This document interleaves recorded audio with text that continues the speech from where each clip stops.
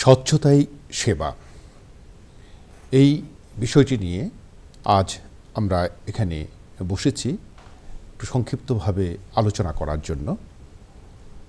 এই স্বচ্ছতাই সেবা অভিযানটি শুরু হয়েছিল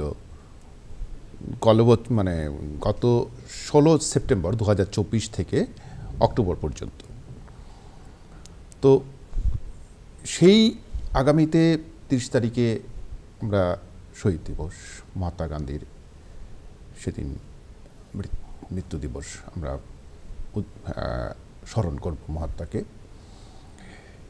এবারের যে স্বচ্ছতাই সেবা, তার থিমটা হচ্ছে স্বভাব স্বচ্ছতা এবং সংস্কার স্বচ্ছতা। এই স্বভাব স্বচ্ছতা এবং সংস্কার স্বচ্ছতা নিয়ে আজকে আমার সঙ্গে আলোচনা করবেন, এই আলোচনা সভায় রয়েছেন যিনি সবার পরিচিত কবি, সাংবাদিক, প্রাবন্ধিক এবং যুগশঙ্খ পত্রিকার প্রাক্তন সম্পাদক শ্রদ্ধেয় অতীন দাস মহাশয়, এবং রয়েছেন গান্ধী শান্তি প্রতিষ্ঠানের সাধারণ সম্পাদক অশোক দেব।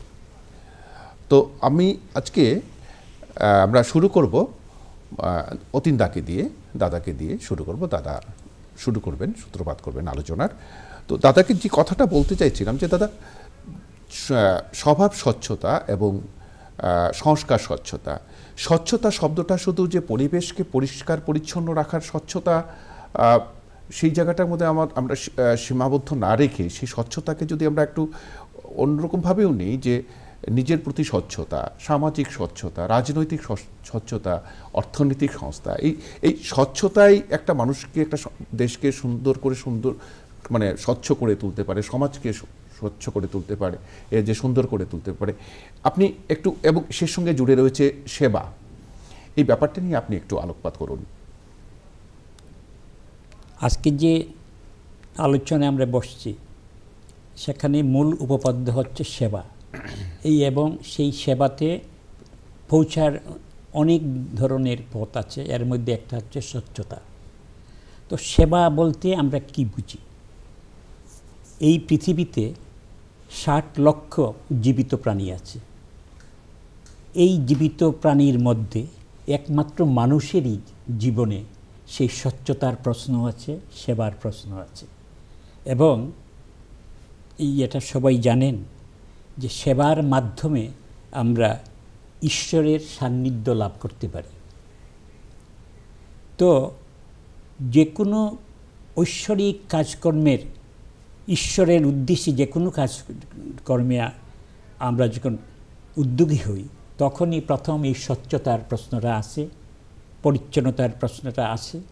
এবং আমাদের যে ধর্মীয় সংস্কার, সেখানে বলা হয়েছে যে মানুষ যদি হতে হয়, তার 5টা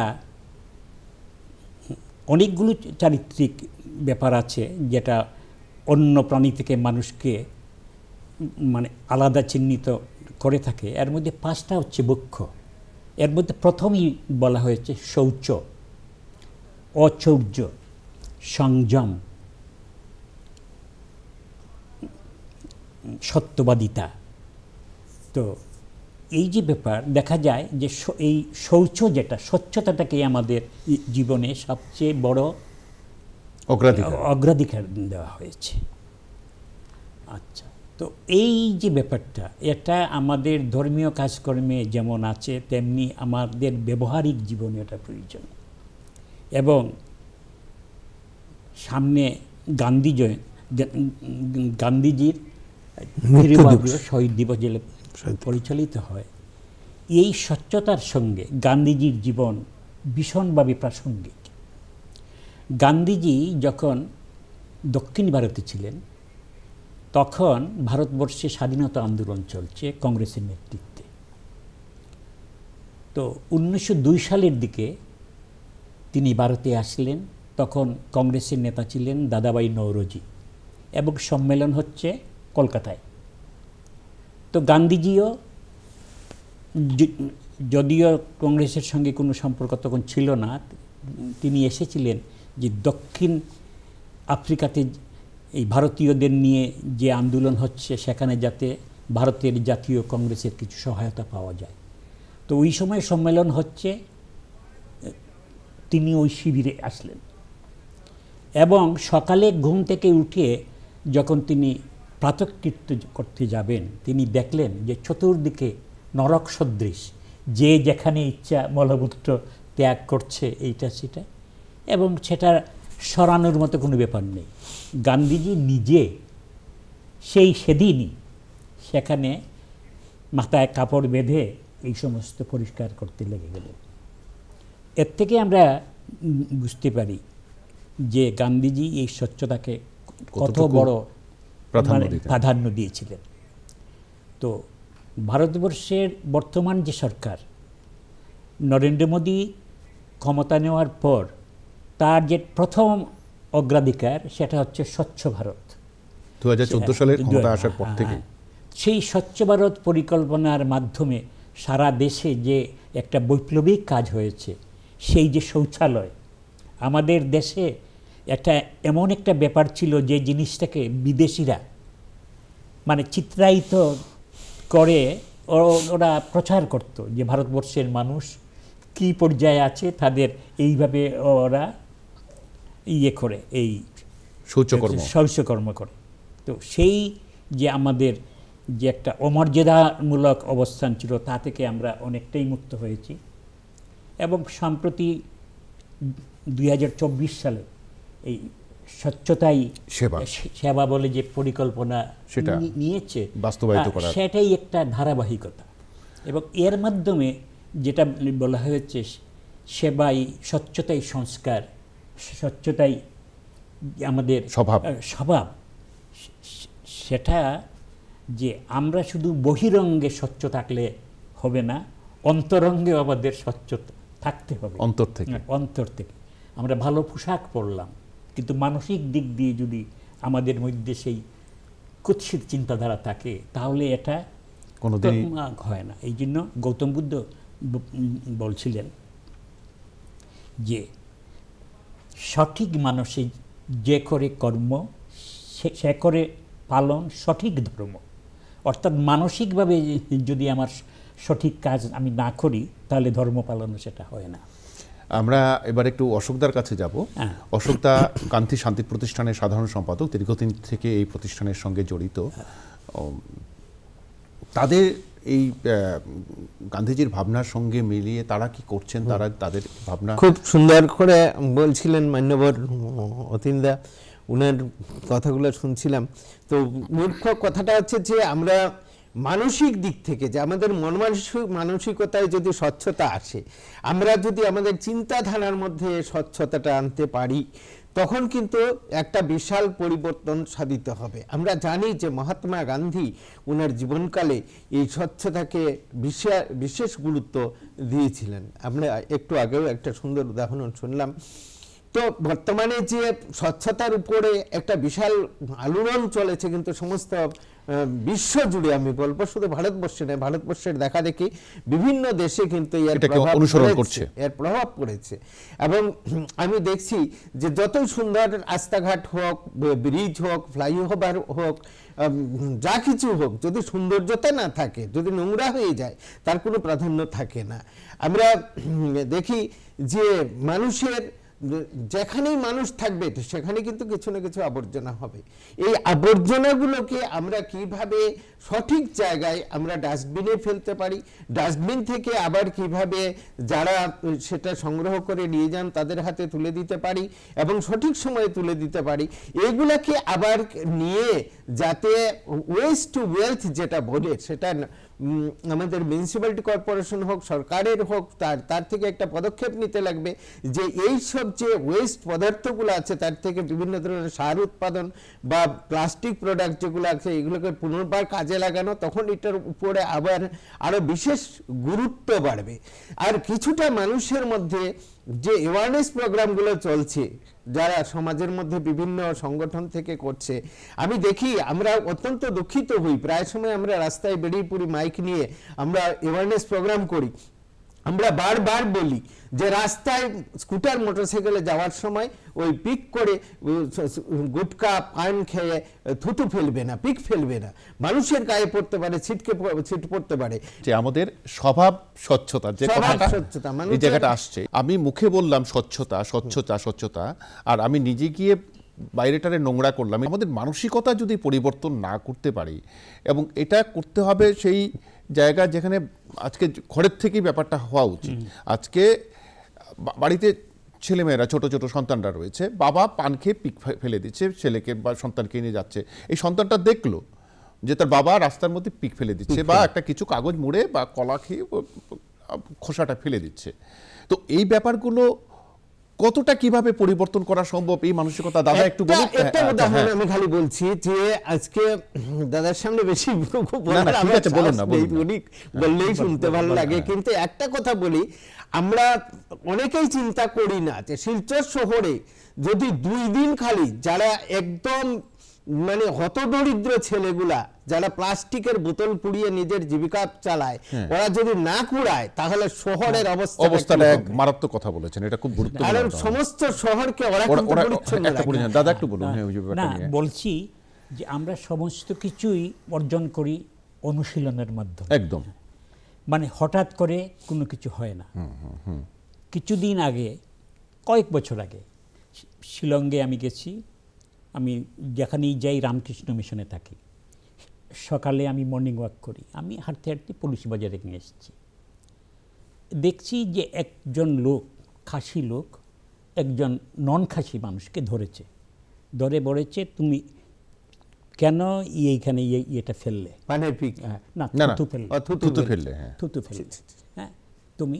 এরপরে সে খুব বিশ্রীভাবে বলল, মানে যা বলে সব সময় যে এই জন্যই সব জায়গা থেকে তোমরা বিতাড়িত হচ্ছ, হ্যাঁ, মানে ওইরকম ভাবে বললে কি করবে, রাগ উঠে গেছে। না বলল, এবং খুব সুন্দর জায়গাটা।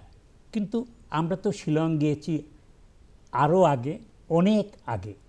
আমরা দেখতাম এই গাড়িতে, বাসে এই খুব পান খায় শিলংয়ের মানুষ, এবং চুনটা লাগিয়ে দেয় এই বাসের গায়ে, রাস্তাঘাটে তো নোংরা থাকতো।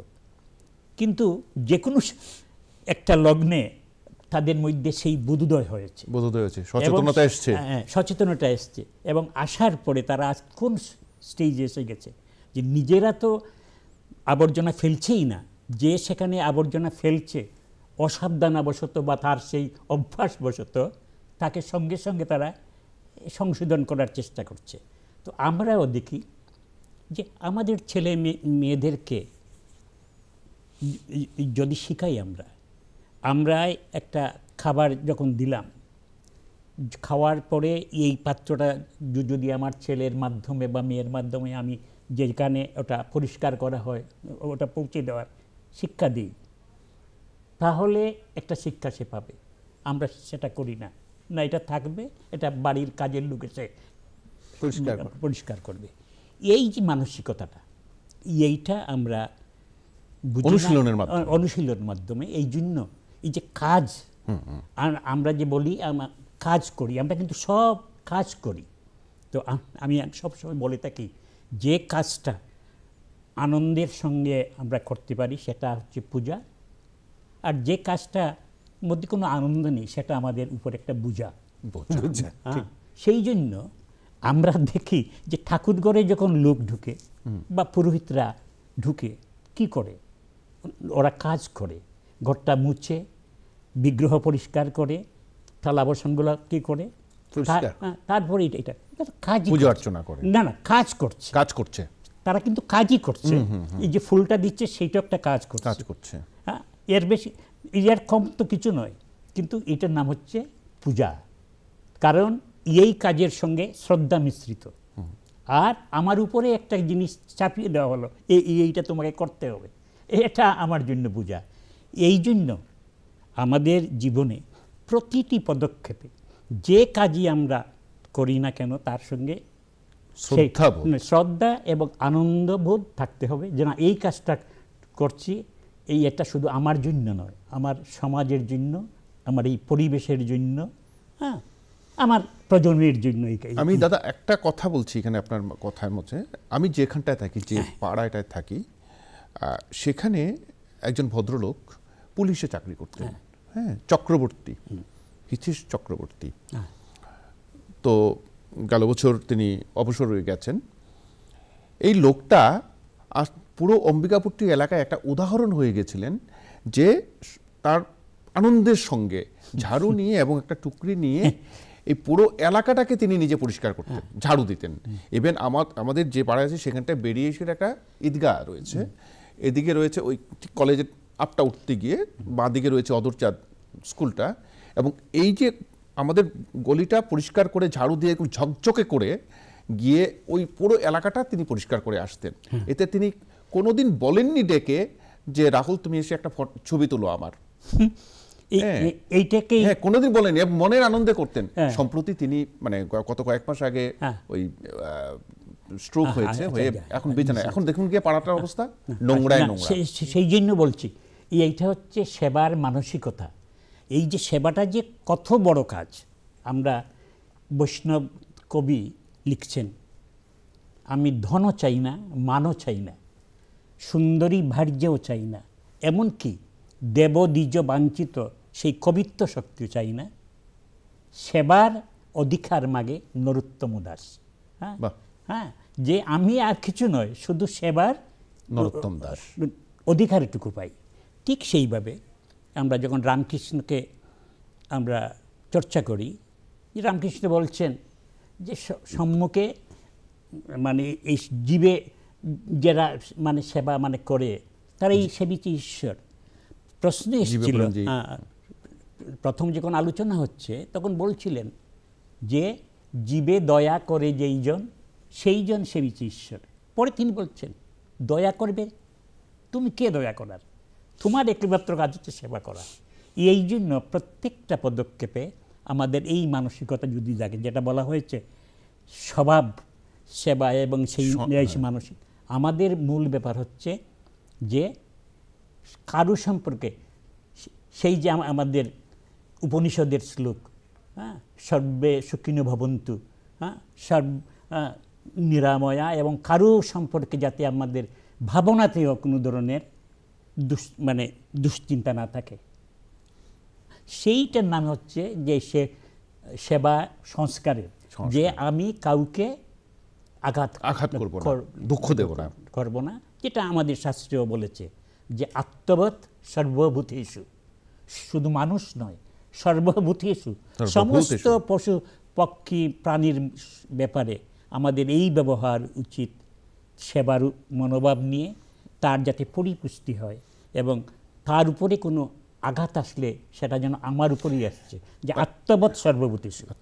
যে সরকারি ক্ষেত্রে যে উদ্যোগটা নেওয়া হয়েছে, এতে পুরোপুরি এখনো সাফল্য না এলেও আমরা কিন্তু হতাশার জায়গাটা নেই, কিছুটা অনেকটা জায়গা আমরা অর্জন করতে পেরেছি। অনেকের এখন মনে সেই চেতনাটা বা সচেতনতাটা এসছে যে নোংরা করে, যেমন ট্রেনে গেলে পরে দেখবেন যে এখন চা খেয়ে বা কিছু খেলে পরে যে জায়গায় তার মানে সিটটি রয়েছে, যেখানে তিনি তার সংরক্ষিত জায়গাটা রয়েছে, সেখানে তিনি ফেলেন না, উঠে গিয়ে যে কোচের মধ্যে যে ডাস্টবিন আছে সেটাতে ফেলেন বা দরজা দিয়ে বাইরে ফেলে দেন।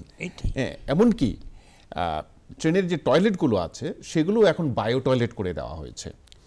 তো মানে এই যে লোকের কিছু কিছু ক্ষেত্রে যে প্রক্রিয়াগতভাবে স্বভাবের বদল হচ্ছে, সেটা একটা আশানুরূপ দিক।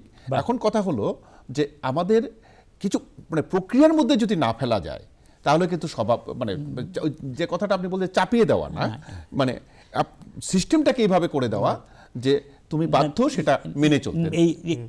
একটা ব্যাপার বলছি যে আমাদের একটা এটা সবাই জানে যে আপনে করিয়া অন্যকে শেখানো। যারা সচেতন মানুষ তারা যদি এটা করেন, আপনি আচরি ধর্ম পরের শেখানো, সেটাই যে এইটা করা উচিত। সেটা আমরা এখানে যারা এটা বুঝি, আমাদের যদি এটা আচার আচরণে সেটা হয়, অন্য অনুপ্রাণিত হব। আসলে মানুষের মধ্যে এই যে চেতনাবোধটা জাগ্রত হয়েছে, তার ফলটা, তার কারণটা হচ্ছে কি, যে সমাজের মধ্যে বহু মানুষ সচেষ্ট রয়েছেন, প্রয়াস চালিয়ে যাচ্ছেন যে এই যে স্বচ্ছতা অভিযানটা যাতে সফল হয়। আজকে দেখুন সবচেয়ে বড় কথা হচ্ছে যে আমরা যে সেবাটা বলছি যে কার সেবা, দেশমাতৃকার সেবা, যে ভারত মায়ের সেবা। আমরা জয় আই অসম বলি, আমরা জয় আই অসম বলি, জয় আই অসম, অসম মানে আসামকে মা বলছি। আর প্রত্যেকটা মাকে সন্তানের কর্তব্য হচ্ছে যে প্রত্যেক মাকে সুন্দর রাখি, যত্ন করে রাখি, সুন্দর মা আমার যত সুন্দর থাকবে। একটা মায়ের ছবি আঁকো, তখন একদম সারদা মায়ের মতো সুন্দর করে একটা ছবি আঁকবে যে আমার মা।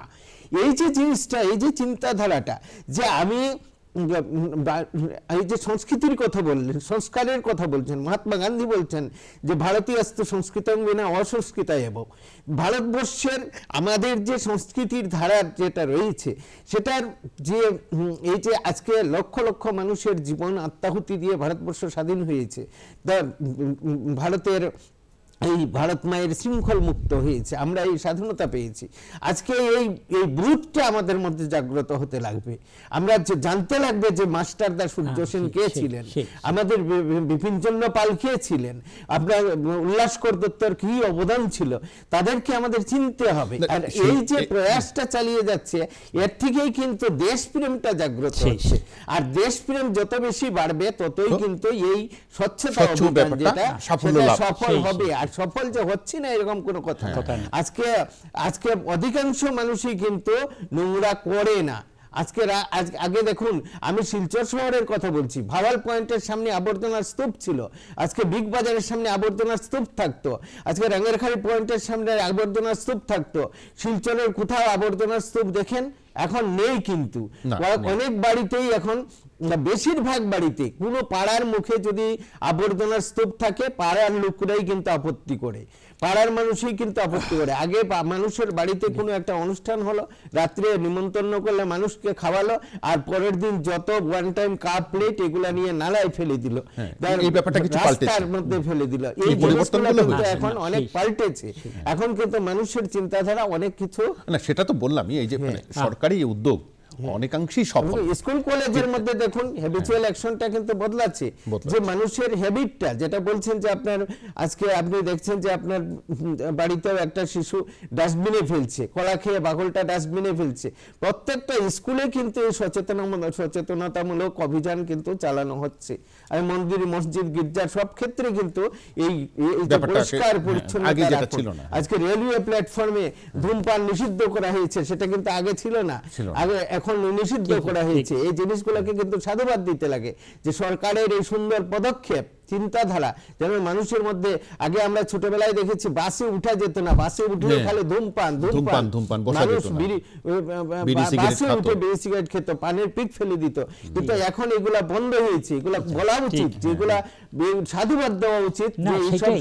এই ব্যাপারগুলো দাদা আজকে যা বয়স, অনেক পরিবর্তন দেখে এসেছে। সেইটাই হচ্ছে যে মানুষের সভ্যতাটা একটা অগ্রসর হয়ে চলে, সেই অগ্রগামী পথ আমরা যাত্রী। স্বামী বিবেকানন্দ বলছিলেন, এটা 1897-এ যখন স্বাধীনতা আন্দোলন হচ্ছে, বলছিলেন যে এখন আমাদের সমস্ত দেবদেবতারা ঘুমিয়ে আছেন, একমাত্র জাগ্রত দেবতা হচ্ছেন আমাদের মাতৃভূমি। আমরা যদি এখন সব দেবতার পূজা বন্ধ রেখে শুধু মাতৃভূমির পূজা করি, 50 বছরের মধ্যে আমরা স্বাধীনতা পাব। 1897 থেকে 50 বছর, 1947 স্বামীজির কথাটা অক্ষরে অক্ষরে মিলে গেছে। এখন এই যে আমাদের মা, আমরা যে দেশকে মাতৃরূপে আমরা কল্পনা করি, সেই হিসাবে আমাদের দায়িত্ব হচ্ছে মাতৃসেবা।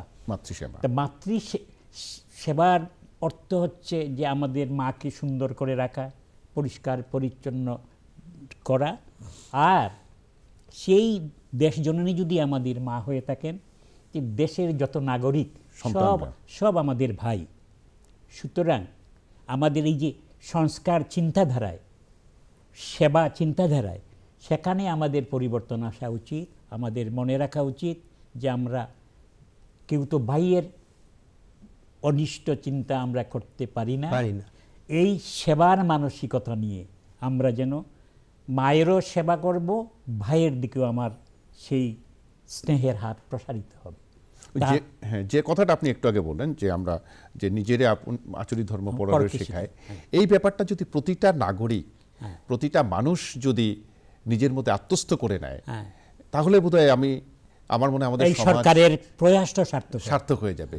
সেই ব্যাপারটা যত তাড়াতাড়ি ঘটবে, এই যে সকাল হোক বা রাত্রিরে হোক, এমনও দেখেছি দাদা রাতের অন্ধকারে গিয়ে আবর্জনার একটা পুটুলি নিয়ে নালার মধ্যে ফেলে দেয়, এমনও মানসিকতা। অথচ থাকে খুব ভালো বাড়িতে, বিল্ডিং বাড়িতে, দোকানদাররা স্ল্যাবটা তুলে ওই নালার মধ্যে নালা তো হচ্ছে কি জল নিষ্কাশনের জায়গা, এখানে তো আবর্জনা ফেলার জন্য না। এই ব্যাপার কোনো স্কুল কলেজে যখন এই টিচিং গুলো আমরা দিই, স্কুলে গিয়ে বাচ্চাদেরকে বলি, একটা দেখুন একটা সবচেয়ে বড় উদাহরণ কি, যে যখন রাত্রেবেলা মায়ের সবজির আবর্জনাগুলো বা মাছ মাংসের কাটা হাড়গুলো যখন জমিয়ে একটা প্লাস্টিকের ব্যাগে পুড়ে দিয়ে দিল, গো তাড়াতাড়ি গিয়ে ওইটা ফেলে দিয়ে আসো, কিন্তু দেখছে ফলো করছে ওর ছেলে বা মেয়ে, ছোট্ট ছেলেটা বা মেয়েটা যখন বলবে যে বাবা তুমি এটা অন্যায় করছো, এর চেয়ে বড় প্রতিবাদ, এর চেয়ে বড় লজ্জা আর কিছু হতে পারে না। আজকে এই যে প্রয়াসটা আজকে দূরদর্শন থেকে এখানে একটা আয়োজন করেছেন, বা প্রত্যেকে যে প্রয়াসটা চালাচ্ছে, এগুলোই কুকুরের কুকুরানো লেজ, যতদিন টানবেন ততদিন ঠিক থাকবে। মানুষের সচেতনতাই সমাজের সমস্ত কিছুকে নির্মূল করতে পারে, রাজনীতিকেও নির্মূল করতে পারে। রাজনীতি তো সমাজেরই তো একটা ব্যাপার, একটা প্রতিচ্ছবি। ঠিকই আছে, খুব ভালো লাগলো। তো আজকে আমরা খুব কম সময়ের মধ্যে এই স্বচ্ছতা হি সেবা এ নিয়ে একটি সংক্ষিপ্ত আলোচনা করলাম। এখানে রয়েছিলেন আমার সঙ্গে কবি, সাংবাদিক এবং প্রাবন্ধিক শ্রদ্ধেয় অতীন দা, আর রয়েছিলেন আমার সঙ্গে গান্ধী শান্তি প্রতিষ্ঠানের অশোক দা। সবাই ভালো থাকুন, স্বচ্ছ থাকুন, সুস্থ থাকুন। আমরা একটা স্বচ্ছ সমাজের কল্পনা যাতে আমরা করতে পারি, এই আশা রেখেই আমরা এই আজকের অনুষ্ঠান শেষ করছি।